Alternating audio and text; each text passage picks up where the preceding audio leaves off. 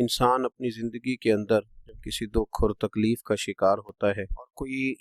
کرب اسے بڑا پریشان کرتا ہے تو پھر وہ مختلف جگہوں سے امیدیں وابستہ کر لیتا ہے۔ بہت مقروض آدمی ہو، اس کو کوئی مالدار آدمی امید لگا دے کہ میں تیرے ساتھ ہوں، تیری اس مشکل سے نکلنے میں ہر طرح کی مدد کرنے کو تیار ہوں، تو جس رات اس کے ساتھ کوئی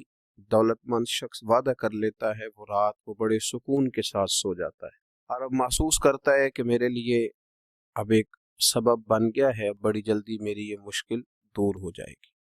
بہت زیادہ بیمار آدمی کو جب ڈاکٹر یہ بتا دیتا ہے کہ میں نے تمہارے مرض کی تشخیص کر لی ہے اور مناسب دوا اس کے لیے مارکیٹ میں موجود ہے،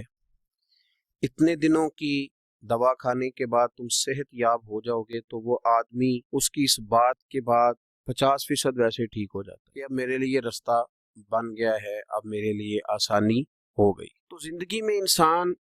بہت ساری چیزوں سے امیدیں وابستہ کرتا ہے اور جب اسے امید دلائی جاتی ہے تو پھر وہ اپنے آپ کو سکون میں محسوس کرتا ہے۔ انسانوں سے امیدیں وابستہ کرنے والے لوگ بہت زیادہ سکون میں آ جاتے ہیں، لیکن پتہ نہیں وہ جس نے امید دلائی ہے وہ امید پر پورا بھی اتر پائے گا کہ نہیں۔ تسلی دینے والا، دلاسا دینے والا انسان ہے، پتہ نہیں جو کہہ رہا ہے وہ اس کی بات درست ثابت ہو بھی سکے گی کہ نہیں ہو سکے گی، لیکن یہ یاد رکھیے کہ جن لوگوں کی امیدیں اللہ کی رحمت کے ساتھ وابستہ ہوتی ہیں،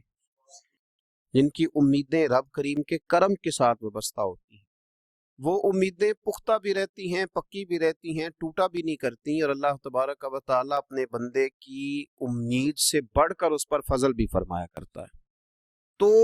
اپنی زندگی میں بہت ساری امیدیں انسانوں کے ساتھ وابستہ کرنے کی بجائے اپنی کل امیدوں کا مرکز اپنے رب کریم کی ذات کو بنائیں۔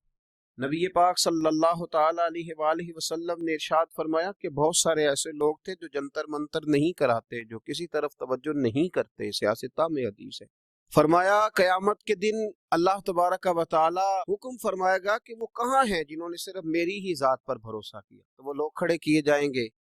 اللہ تبارک و تعالیٰ ان سے حساب نہیں لے گا، انہیں بغیر حساب کتاب جنت عطا کر دے گا۔ حضرت عکاشہ بن محصن رضی اللہ تعالیٰ عنہ عرض کرنے لگے، یا رسول اللہ صلی اللہ علیہ وسلم میرے لیے بھی دعا کریں، اللہ مجھے بھی ان لوگوں میں شامل کر دے۔ تو حضور نے فرمایا اللہ میرے عکاشہ کو بھی ان میں شامل فرما۔ پھر ایک اور صحابی کھڑے ہوئے، عرض کی یا رسول اللہ میرے لیے بھی دعا کریں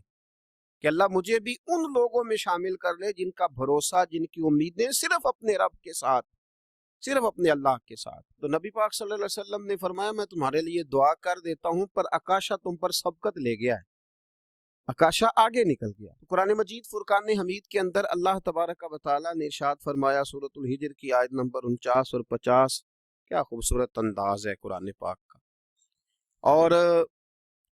کچھ آیات اور کچھ حدیث ایسی ہیں تو انسان پر وجد طاری کر دیتی ہیں، جو اسے جھومنے پر مجبور کر دیتی ہیں، جو یوں محسوس ہوتا ہے کہ جیسے ایک ایسی قوت پیدا کر دیتی ہیں انسان کے وجود کے اندر کہ وہ محسوس کرتا ہے کہ آج ہی تازہ ہو گیا ہوں، آج کھل گیا ہوں۔ اللہ کریم نے ارشاد فرمایا نبی عبادی انی انا الغفور الرحیم، فرمایا محبوب میرے بندوں کو خوشخبری دے دو کہ میں بڑا ہی معاف کرنے والا اور بڑا ہی رحم فرمانے والا ہوں۔ نبی عبادی، محبوب میرے بندوں کو خبر دے دو، محبوب پیغام دے دو انہیں کہہ دو کہ میں بڑا ہی معاف کرنے والا ہوں اور میرا عذاب بھی دردناک عذاب۔ پہلے ذکر کیا رحمت کا، پہلے بات کی رحمت کی، پھر فرمایا کہ میرا عذاب بھی دردناک۔